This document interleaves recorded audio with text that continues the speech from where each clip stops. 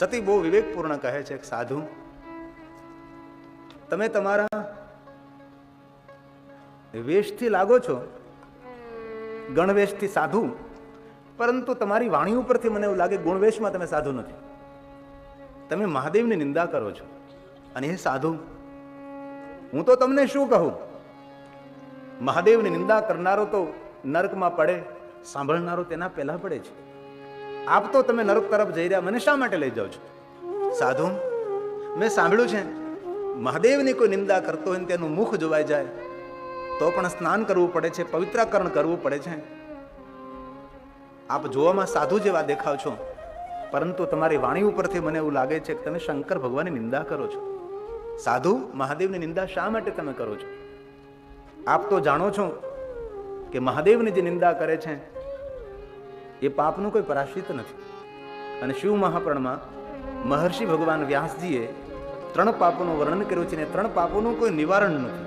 એમાં પહેલું પાપ શિવનું દ્રવ્ય લઈ લેવું, શિવાલયમાં ચોરી કરવી, શિવજીને અર્પણ કરેલું પોતાના માટે લઈ લેવું, અથવા શિવ માટે ભેગું કરેલું ધન પોતાના માટે તેનો પ્રયોગ કરી જવો, એમનું કોઈ નિવારણ નથી.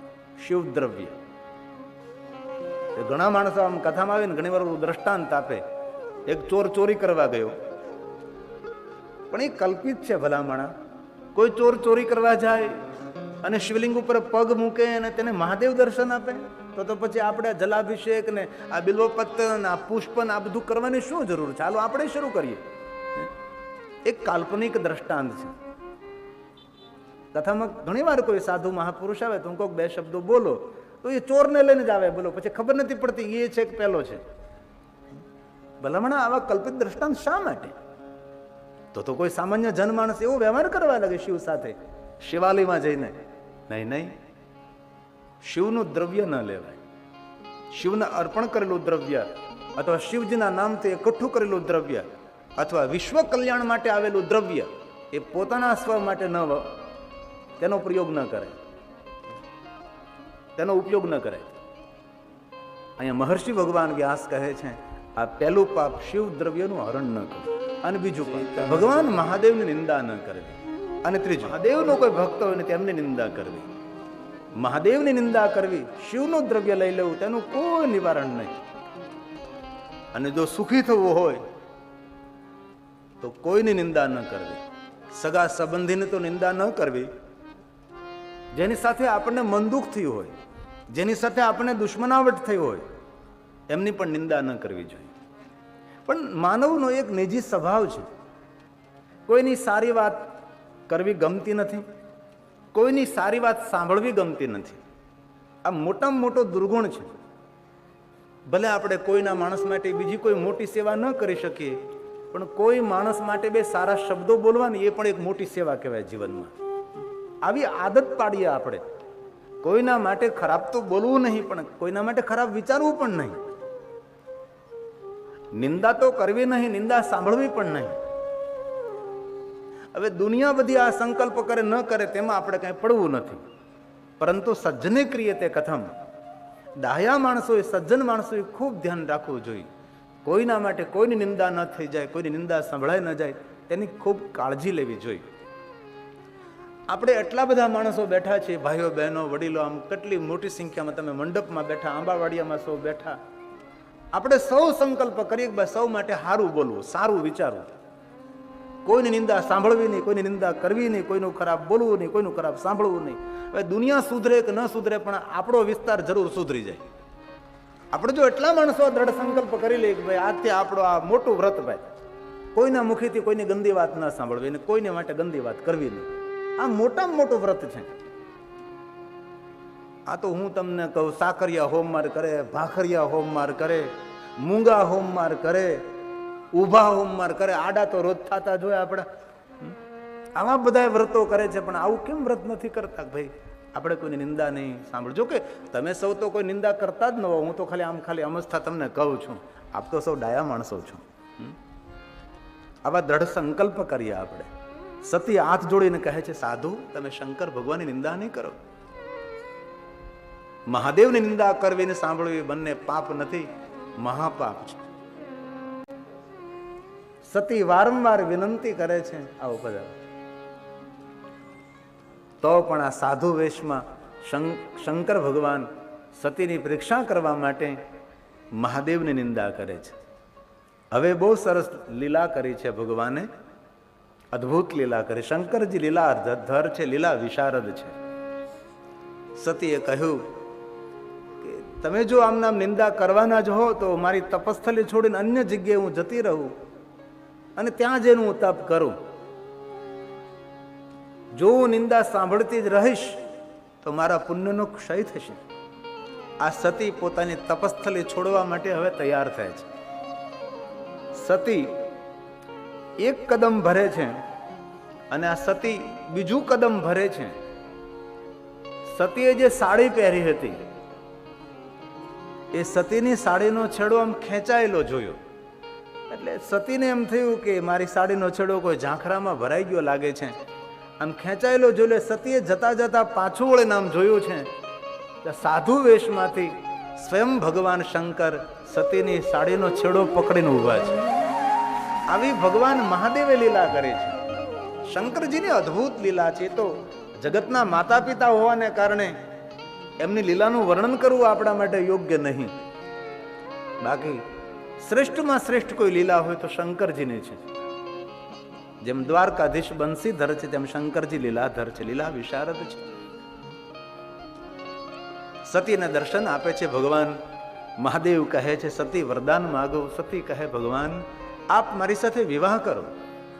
ભલે સતી આપ કહેશો તે પ્રમાણે થશે. બીજું વરદાન માગો. સતીએ બીજું વરદાન માંગ્યું, મારી સાથે વિવાહ કરો, લગ્ન કરો, પણ આવી રીતે ભૂતનાથની જેમ નહીં, સુંદર શણગાર કરીને. દેવતાઓ તમારા શણગારને રૂપ સ્વરૂપને જોતા રહે એવી દિવ્યતાપૂર્વક મારી સાથે પરણો. ભગવાન શંકરજી સતીને વરદાન આપ્યું છે. સતી પોતાનું તપ પૂર્ણ કરી પ્રજેશનગર તરફ જાય છે. શંકરજી કૈલાસ ગયા છે. પ્રજેશનગરમાં આગમન થયું છે. નગરવાસીઓએ સ્વાગત કર્યું છે.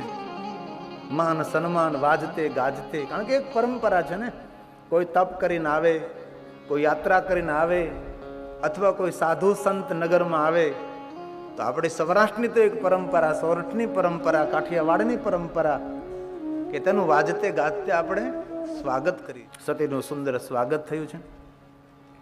માતાને વાત કરી છે કે માં શંકર ભગવાને દર્શન આપ્યા, મહાદેવજી મારી સાથે પરણવા માટે આ કહી છે. દક્ષિણે આગળ વાતની રજૂઆત થઈ. સપ્ત ઋષિઓને આમંત્રિત કર્યા. ગર્ગાચાર્ય મહારાજ આવ્યા છે. વિશ્વકર્માજી નારદજી પધારે છે. સુંદર વિવાહ પત્રિકા તૈયાર થઈ. સપ્તઋષિ ગર્ગાચાર્ય મહારાજ નારદ વિવાહ પત્રિકા લઈને કૈલાસ તરફ મહાદેવની પાસે જાય છે. અહીંયા દક્ષ વિશ્વકર્માજીને કહે છે મારા પુત્રે સતીના વિવાહ છે, સુંદર નગરને શણગારો તમે. વિશ્વકર્માજીને આજ્ઞા મળી છે. નગરને શણગારવા લાગ્યા છે. સુંદર તૈયારીઓ થવા લાગી છે. અહીંયા સપ્તઋષિ ગર્ગાચાર્ય મહારાજ નારદ સૌ પહોંચે મહાદેવની પાસે. લ્યો મહાદેવજી વિવાહની પત્રિકા, તમારા વિવાહની તૈયારી કરો. મહાદેવજી કહે મારા વિવાહની તૈયારી કોણ કરે? ન માતા, ન પિતા, ન બંધુ. મહાત્માઓ આપ જ મારો પરિવાર છો. જાઓ સૌને આમંત્રણ નિમંત્રણ આપો. સુંદર રીતે શણગાર કરી તૈયાર થઈ અને સૌ કૈલાસ શિવલોક પધારે. ભુવનમાં સૌને આમંત્રણ નિમંત્રણ મળે. સૌ કોઈ તૈયાર થઈને આવે છે. ઇન્દ્ર ઇન્દ્રાણી પધાર્યા છે. વિષ્ણુ, લક્ષ્મી, બ્રહ્મા, બ્રહ્માણી, અનેક દેવી દેવતાઓ, કુબેર, વરુણ આદિ સર્વ ઋષિ મુનિઓ, નારદાદી મુનિ, પૂરો કૈલાસ પહાડ. ભગવાન મહાદેવ એક પથ્થરની શિલા પર બેસી પ્રસન્ન મુખમાં મુદ્રાથી સૌને આકારે છે, આવકારે છે. પધારો પધારો, આવો આવો. મુખ મુદ્રા પ્રસન્ન છે. ઇન્દ્ર કિંમતી મુગુટ, સોના ચાંદી હીરા મોટી, પિતાંબર કોઈ શ્વેતાંબર કોઈ લીલાંબર, સુંદર વસ્ત્રો પરિધાન ધારણ કરી, સોના ચાંદીના આભૂષણો પહેરી દેવતાઓની ઉપસ્થિતિ થઈ છે. જેમ આકાશમાં તારાઓનો ટમટમાટ આકાશની શોભામાં વૃદ્ધિ કરે તેમ કૈલાસની સુંદરતામાં દેવતાઓની ઉપસ્થિતિ એ વૃદ્ધિ કરવા લાગી છે. શંકરજી એક પથ્થરની શિલા પર દિગંબર હો તો એસા હો, વરદાતા હો તો એસા. દેવતાઓ હસવા લાગે છે. નારદ કહે છે કે દેવતાઓ શા માટે આપ હસી રહ્યા છો? આપ મને કહો. ઇન્દ્ર, બ્રહ્મા, વિષ્ણુ કહેવા લાગે છે કે નારદ અમે સૌ તો સુંદર શણગાર કરીને આવી પહોંચ્યા, જેમના વિવાહ છે તેમની કોઈ તૈયારી નથી. નારદ જરા દેખો તો સહી. નારદ બૃહસ્પતિ દેવને કહે છે કે હે દેવગુરુ, આમ જો તો ખરાબ, શંકર ભગવાનની લીલા તો જોવા. વૈભવ ને સમૃદ્ધિ આપનાર શંકર દેવતાઓ શણગાર કરીને આવ્યા અને અંગ ઉપર વિભૂતિ છે, સર્પ છે, વિખરાયેલી જટા છે. બૃહસ્પતિ કહે છે કે નારદ, હું મહાદેવની સ્તુતિ કરું. દેવ સમૂહ છે, નારદ છે, સપ્ત ઋષિઓ છે અને બૃહસ્પતિ દેવ શંકર ભગવાનનું રૂપ જોઈને જેમની સ્તુતિ કરે છે. આ પ્રસાદ દેવગુરુ બૃહસ્પતિનો છે. નમો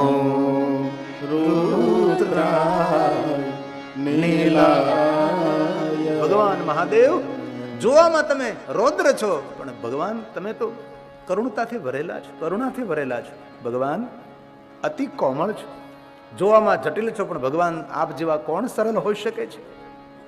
હે મહાદેવ, તમારા રૂપને, તમારા સ્વરૂપને, તમારી લીલાને કોણ સમજી શકે, કોણ સમજાવી શકે? મહાદેવ. બૃહસ્પતિ શંકરજીની સ્તુતિ કરે છે. વિખરાયેલી જટા, વિખરાયેલી જટા, પથરાયેલી જટા, કપરજી જટાજુટધારી સુરેશ દેવતાઓનો ઈશ્વર છે. વ્યોમ, વ્યોમ આકાશ, વ્યાલ એટલે સર્પ, વ્યોમ એટલે આકાશ. વ્યોમ કેશાય, પૂરા આકાશમાં ફેલાયેલી શંકરજી તમારી જટા. મહાદેવની જટા નાની નાની જટા નથી, એટલી તો ભગવાન મહાદેવની પથરાયેલી વિખરાયેલી જટા છે. જેને 500 સાલ 700 સાલ કોઈ જૂનો ઘેઘોર વડલો હોય અને જે વડલાની વડવાઈઓ પથરાયેલી હોય, શંકરજીની જટા આજુબાજુ પથરાયેલી છે. જંગલની અંદર ઘેઘોર કોઈ વડલો હોય નહીં, એ વડલાની વડવાઈઓમાં જે સર્પ વીંટાયેલા હોય, તેમ શંકરની જટામાં સર્પો વીંટાયેલા છે. સર્પાલય છે, નાગોનું તો ઘર છે શંકરજી. દેવતાઓ નારદ બૃહસ્પતિ ભગવાન મહાદેવનું દર્શન કરે, ધન્ય છે ભગવાન આપનું રૂપ. કોઈ સર્પ જટાની ઉપર જઈ રહ્યો છે, કોઈ સર્પ જટાથી નીચે આવી રહ્યો છે, કોઈ સર્પ ધરતી પર સરકી રહ્યો છે, કોઈ સર્પ ધરતી પર અંગ પર આવી રહ્યો છે, કોઈ સર્પ એક બાહુમાંથી બીજી બાહુ પર, કોઈ સર્પ ગળાને ભરડો વાઢી રહ્યો છે, કોઈ સર્પ ફૂફકાર કરી ત્રીજું નેત્ર અગ્નિ જ્વાળાનો છે, અગ્નિમાં વૃદ્ધિ કરી રહ્યો છે. પ્રસન્ન મુખ મુદ્રા છે. ભગવાન શંકર ભૃહુ આમ તેમ કરે તો વિભૂતિ નીચે કરે છે, નીચે પડે છે. આવું શંકરનું એક વિચિત્ર રૂપ ભગવાન મહાદેવનું છે. એટલા તો સર્પો પહેરેલા છે. જેને ચોમાસાનો પહેલો વરસાદ થયો અને રાફડામાં પાણી જાય અને એક સાથે બધા સર્પો ઉભરાઈ નીકળે અને પૂરો આખો રાફડો સર્પોથી ભરાઈ જાય, એવી રીતે શંકર ભગવાનના અંગ ઉપર નિરંતર સર્પો સર્પો છે. આવું શંકરનું એક અલૌકિક અદ્ભુત મહાદેવનું રૂપ છે. પ્રસન્ન મુખ મુદ્રા છે. દેવતાઓ આ રૂપનું દર્શન કરે છે. દેવોએ નારદની સામે જોયું, ઋષિમુનિઓ નારદની સામે જોયું. નારદ કહે છે, મહાદેવ આપના વિવાહ છે, ભગવાન આપ શણગાર કરો. શંકર ભગવાન કે નારદ અમારો શણગાર તૈયાર જ છે, હાલો આપણે નીકળીએ. ડમરું વગાડો, એ શંખ વગાડો, રણસિંગી વગાડો. નારદ કે થોભો મહાદેવ, આપને જવાબ આપો. બોલો નારદ, તમે સતીને વરદાન કેવું આપ્યું છે? વિવાહ કરીશ.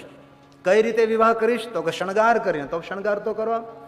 તમારી પાસે પિતાંબર હોય, શ્વેતાંબર, લીલાંબર હોય, આપ અમને આપો, અમે તમને શણગારીએ. સોના ચાંદીના આભૂષણો આપો, મુકુટ આપો, અમે તમને સુંદર રીતે શણગારીએ.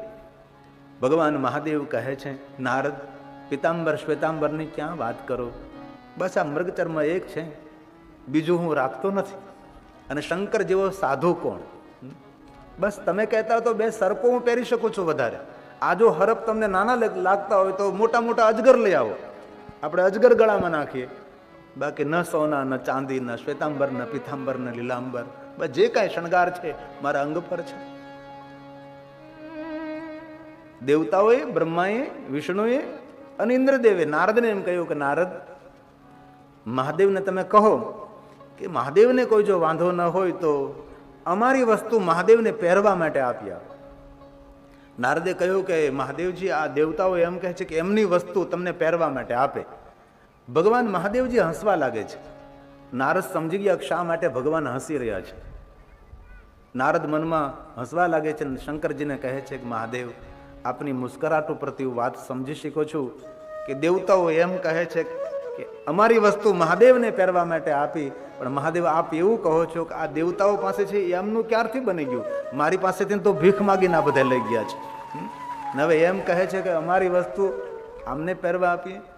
પણ શંકર ભગવાન મૌન રહ્યા છે. અને સજ્જન માણસો બોલવામાં ઉતાવળ ન કરે.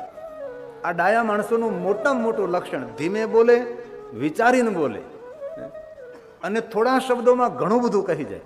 આને ડાયા માણસો કહેવાય. બડબડાટ કરે તેને ડાયા માણસો ન કહેવાય. ભગવાન મહાદેવ મૌન રહ્યા છે. કહ્યું શંકરજીએ, નારદ કહો, એમની વસ્તુ મને પહેરવા માટે આપે. ભગવાને વિષ્ણુજી પિતાંબર આપે, લ્યો મહાદેવજી પિતાંબર પહેરો. મહાદેવજી કહ્યું, પિતાંબર પહેરલો, તમે મને કોઈ દી જોયો છે? વિષ્ણુ કે, પિતાંબરમાં નથી જોયા, દિગંબર જોયા છે. દિગંબર હો તો એસા હો, વરદાતા હો તો એસા હો. સોનાના હાર પહેરેલા નથી જોયો, પણ નાગોના હાર પહેર્યા છે. પંચાક્ષર સ્તોત્ર, નાગોના હાર પહેરેલા તમને જોયા છે. આદિ જગદગુરુ શંકરાચાર્યનો પ્રસાદ. દિગંબર છે તે નિત્ય શુદ્ધ છે. તો દિગંબર કોણ? દિશા જેના વસ્ત્ર હોય એને આપણે દિગંબર કહીએ. સીધો અર્થ એવો થાય કે અંગ પર એક પણ કપડું ન હોય અને દિગંબર કહેવાય. હવે એ અર્થ તો સ્થૂળ અર્થ થયો ભાઈ, કપડા નહીં પહેરવા એ દિગંબર. પણ તો જે કપડા નથી પહેરતા એ નિત્ય શુદ્ધ છે એવું આપણે માની લેવું? આ દુનિયામાં ઘણા માણસો કપડા નથી પહેરતા, એવું આપણે સ્વીકાર લેવું કે એ શુદ્ધ છે? દિગંબર શબ્દનો સ્થૂળ અર્થ થાય છે કપડા નહીં પહેરવા, પરંતુ દિગંબર શબ્દનો ગર્ભિત અર્થ થાય છે કપટ રહિત જીવન. જેવો અંદર છે એવો જ બહાર રહે, અને સાચા અર્થમાં દિગંબર કહેવાય છે. શંકર જેવો દિગંબર કોણ? એક પણ કથા દેખાડો કે શંકરજીએ કોઈ સાથે દંભ કર્યો હોય, કોઈ સાથે કપટ કર્યું હોય. જેના દરબારમાં કોઈ પટ નહીં, શંકરના જીવનમાં કોઈ કપટ નહીં, અને કોઈની ખટપટ પણ નહીં, અને આપણે એમાંથી ઊંચા નથી આવતા. નિત્ય શુદ્ધ કોણ છે? જે કપડા નથી પહેરતો તે. નિત્ય શુદ્ધ કોણ છે? ગંગામાં સ્નાન કરે તે. નિત્ય શુદ્ધ કોણ છે? નિરંતર પવિત્રાકરણ કરે તે નહીં. ગંગામાં સ્નાન કરે ન કરે, પવિત્રાકરણ કરે ન કરે, લેકિન જેમનું જીવન દંભ રહિત છે, જેમનું જીવન કપટ રહી છે, જેવો અંદર છે એવો જ બહાર છે, એ માનવ પવિત્રાકરણ કરે કે ન કરે, નિત્ય એ માનવ શુદ્ધ માનવ છે. ભગવાન શંકર જેવો કોણ દેવ આ દુનિયામાં હોઈ શકે? કપટ રહિત જીવન મહાદેવ. इसलिए ભગવાન શંકર માટે કહેવાનું દિગંબરા, નિત્ય શુદ્ધ રહેનારો દેવ છે. એવા મહાદેવને હું પગે લાગુ છું. એ શંકર ભગવાનને હું પ્રણામ કરું છું. આદિ જગદગુરુ શંકરાચાર્યનો પ્રસાદ છે. અને મહાદેવના ભક્તોને પંચાક્ષર સ્તોત્ર મુખપાઠ હોય અને કંઠસ્થ હોય છે. શિવની પૂજા માટે અલગ અલગ મંત્ર સ્તોત્ર મુખપાઠ ન હોય તો પંચાક્ષર સ્તોત્ર બોલીને શિવની પૂજા કરી શકાય છે. અરે ઓમ નમઃ શિવાય બોલીને શિવની પૂજા થઈ શકે છે. મહાદેવ મહાદેવ બોલીને શિવ પૂજા કરી શકો છો. શિવ શિવ બોલીને શિવ પૂજા કરી શકો છો. અરે મૌન બનીને પણ શિવ પૂજા થઈ શકે છે.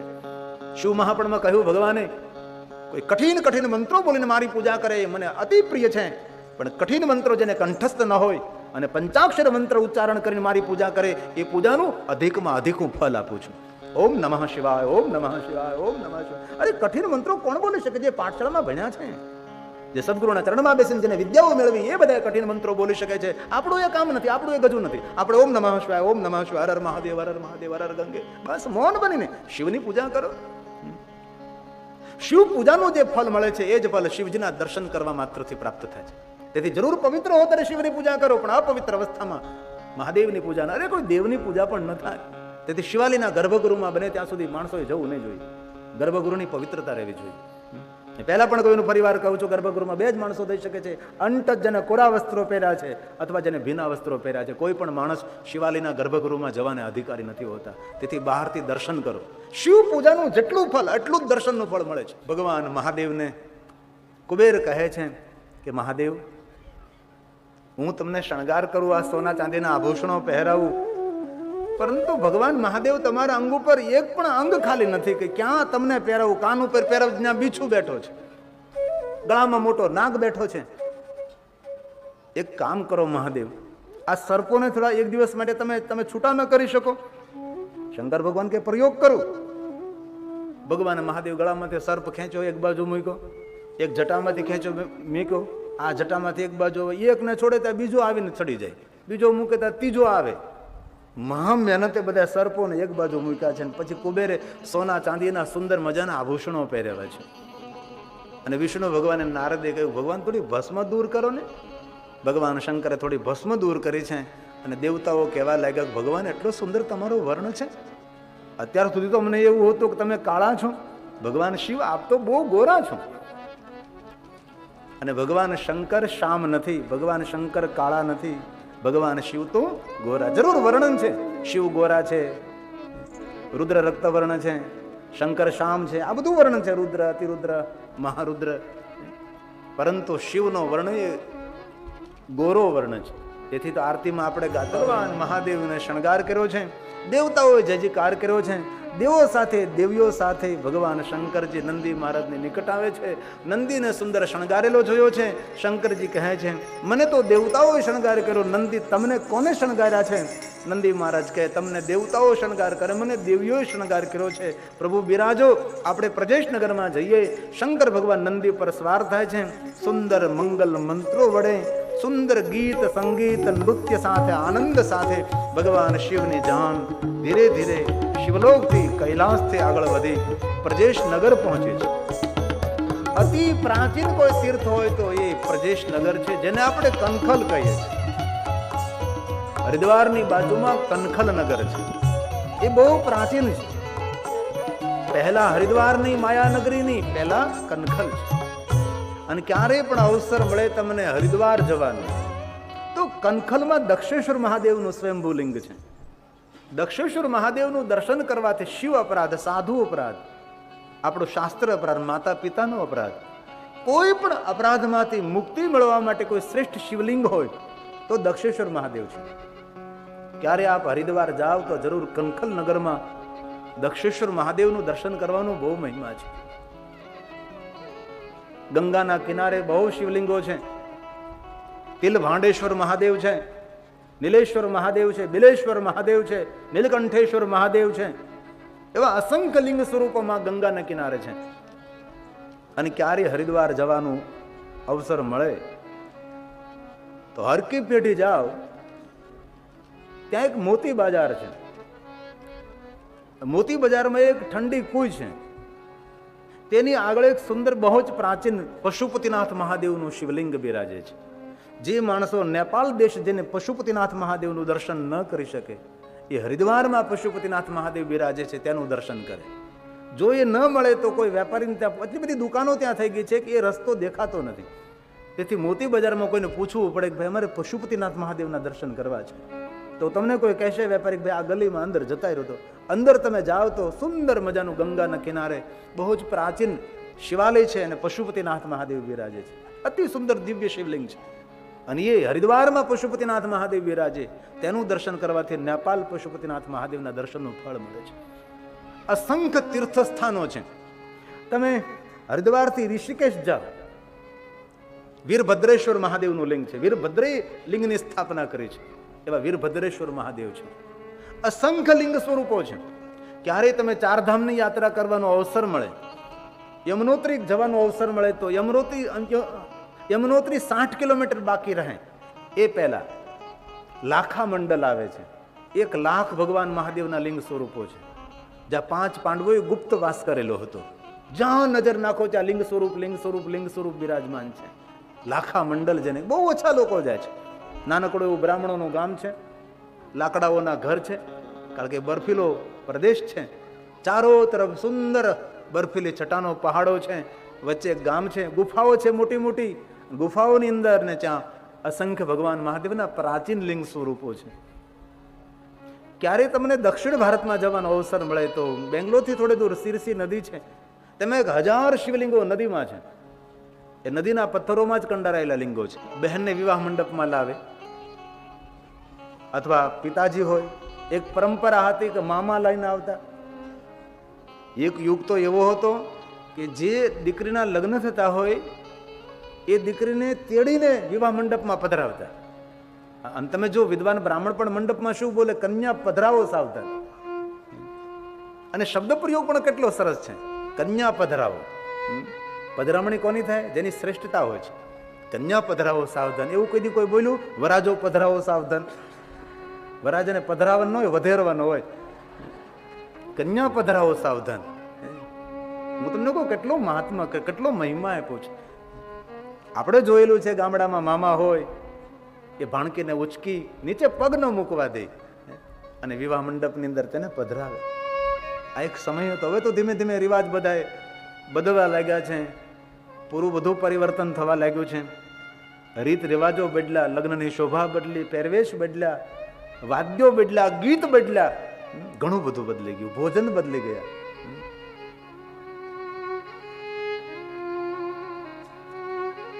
ઘણા સમય પહેલા એક કાંઠાનું ગામડું, કોઈના કહેવાથી મારે જવું પડ્યું હતું.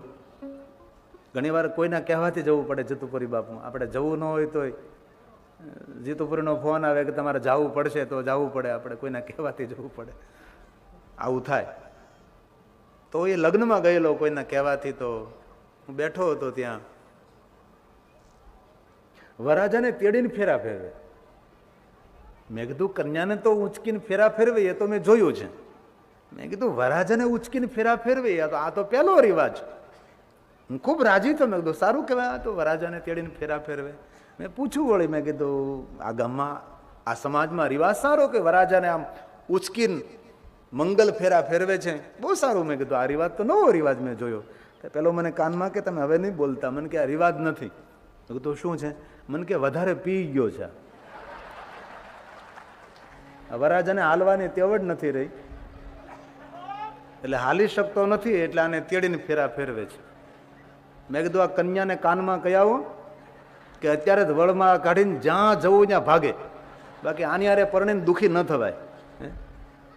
અને મારી બહેનોને પણ પ્રાર્થના, તમને કોઈ દીકરો જોવા આવે, કોઈ છોકરો, તે કહેવાનું કે ભાઈ બધું બરાબર, તું મને પ્રશ્ન કરી પેલા ઠીક છે બધું, પણ એ પેલા તું મને કહે તું માવો ખા છે, તું તમાકુ ખાય છે, તું બીડી પીવે છે, બીજું ત્રીજું કાંઈ પીવે છે? તો કહે કે હા.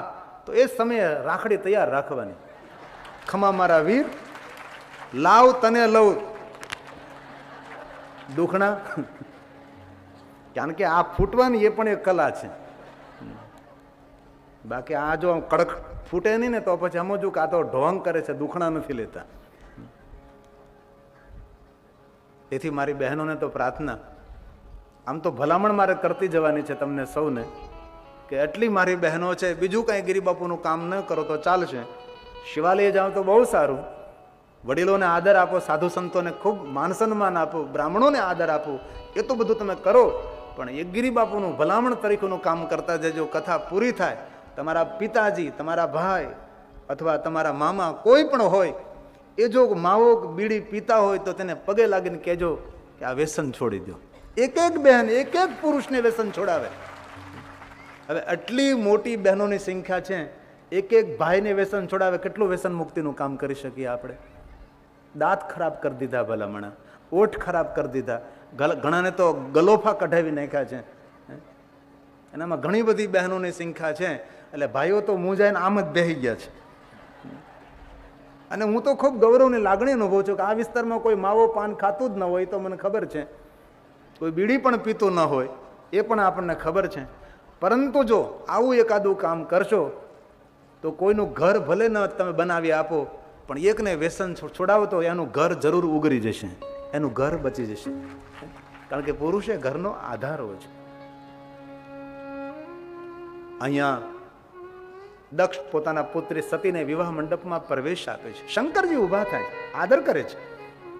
પુષ્પમાળા વિધિ, બિરાજમાન થયા, અંગુષ્ઠની પૂજા, ગર્ગાચાર્ય મહારાજે મંત્રો બોલ્યા છે.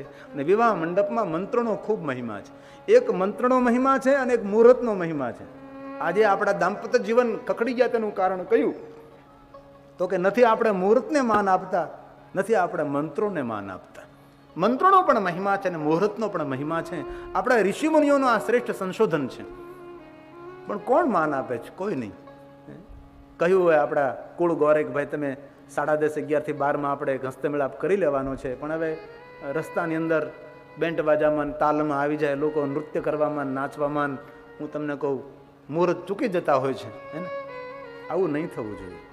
મુહૂર્તને પણ માન આપીએ, મંત્રોને પણ માન આપીએ, અને આપણા જે કુળ ગોર હોય એમને પણ આપણે માન આપવું જોઈએ, એમનો ખૂબ આદર કરવો જોઈએ. અને એમના ઘરની અંદર આપણા કુળ ગોર હોય, ગામના પૂજારી હોય, રામજી મંદિરના, શિવાલયના કે રાધા કૃષ્ણ મંદિરના પૂજારી હોય, એના દીકરા દીકરીના લગ્ન હોય, ત્યારે ગામ આખાની ફરજમાં આવે ખડે પગે એના પ્રસંગમાં ઊભું રહેવું. આ સમાજનું કર્તવ્ય છે. કે આખા ગામનું કર્મકાંડ કરે છે, આપણા રામજી મંદિરની પૂજા કરે છે, આપણા શિવાલયને રોજ સંભાળે છે. ધીમે ધીમે આ બધું લુપ્ત થવા લાગ્યું છે. બાકી હજી પણ કોઈ ગામડાઓમાં કોઈ જગ્યાએ આ બધું આપણને જોવા મળે. એને સાધુ સંતોનું સ્વાગત કરે, સામૈયું કરે, મા બાપ યાત્રા કરવા ગયા હોય તેનું સામૈયું કરે છે. પણ હવે તો ઓછું થવા લાગ્યું છે. પણ મારે એક નાનકડો સંદેશ આપવો છે. ક્યારેય પણ ગામડાઓની અંદર કોઈ સ્વાગત સન્માન જો હામયું થતું હોય ને તમે ગુલાલ ઉડાડતા હો તો એ ગુલાલ કોના ઉપર ઉડાડાય? જે તમારી સાથે શોભાયાત્રામાં જોડાણ છે તેની ઉપર ઉડાડાય છે. કોઈ દુકાનમાં બેઠો હોય તેને ગુલાલ ન નખાય, કોઈ રાહબર જતો હોય તેના પર ગુલાલ ન નખાય. એમાં આપણો વિવેક હોવો જોઈએ. આજે કોઈ જગ્યાએ ગામડામાં જોઈને આવી રીતે શોભાયાત્રા નીકળે ને લોકો બધા આમ આનંદમાં આવી જાય, ગુલાલનો કોથળો ભર્યો હોય ને હવને ગુલાલ ઉડાડતા હોય. ગુલાલ કપડા પર નખાય, આ તો માથામાં ભરી દે, મૂછુમાં ભરી દે, ગુલાલ ગુલાલ ગુલાલ, કોઈ ઓળખાય નહીં એમ. અને પાછળથી મૂઠો ભરીને આમ કરે, હવે આંખમાં પડે ભલામણ, આંખ જતી રહે. આવો અવિવેક આપણો હોઈ શકે છે. દુકાનમાં બેઠો તેને ભરી મૂકે, કોઈ ખામો મળે તો તેને ગુલાલ ગુલાલ કરી મૂકે, એવો લાલ લાલ કરી મૂકે જાણે ઉભો ઉભો હનુમાનજી દેખાય. એટલું ગુલાલ ગુલાલ, આ આપણો વિવેક ન કહેવાય. જે તમારી સાથે યાત્રામાં જોડાણા છે તેના ઉપર તમે ગુલાલ નાખી શકો છો. અમારે ઘણા સમય પહેલા મેં એકવાર આવું દ્રશ્ય જોયેલું કે કોઈ પોથી યાત્રા જતી હતી ભગવાનને, અને સૌ ખૂબ આનંદમાં આવેલા, એ બેન્ડ વાજા વગડતા જાય ને ધૂન ને કીર્તન ને કડતાલ ને બધું વગડતું જતું હતું ને એમાં થોડાક જુવાન્યા હતા, ગુલાલ ઉડાડતા હતા. એમાં કોઈ સામું ટ્રેક્ટર મળ્યું ભાઈઓનું ભરેલું. છોકરાઓ ટ્રેક્ટરમાં ચડી ગયા અને ટ્રેક્ટરમાં જેટલા માણસો બેઠા હતા એટલા બધાને ગુલાલ ગુલાલ ગુલાલ ગુલાલ ભરી દીધા. સફેદ કપડાં પહેર્યા હતા બધાને લાલ કરી દીધા. હવે આ તો પોથી યાત્રાઓ ડમ ડમ ડમ ડમ કરતી જતી રહી. એ લોકોને તો કાંઈ ખબર નથી કે શું છે કેમ છે, બસ આમો મળ્યો કે રંગાયો નથી. પેલું ટ્રેક્ટર થોડે દૂર જઈને ઊભું રહ્યું અને લોકો બધે પરસ્પર વાતો કરવા લાગ્યા કે હવે શું કરીએ, કેમ કરીએ. ત્યારે કોઈ ભાઈએ તેને પૂછ્યું કે ભાઈ કેમ, શું વાત છે? તો કહ્યું કે અમે આમ 12 કિલોમીટરમાંથી આવી છીએ ટ્રેક્ટર લઈને, હવે અહીંયા 4-5 કિલોમીટર જવાનું છે ને અમે લોકો બધા ખરેખરે જઈએ છીએ. હવે આવી રીતે ખરેખરે જવું કેમ?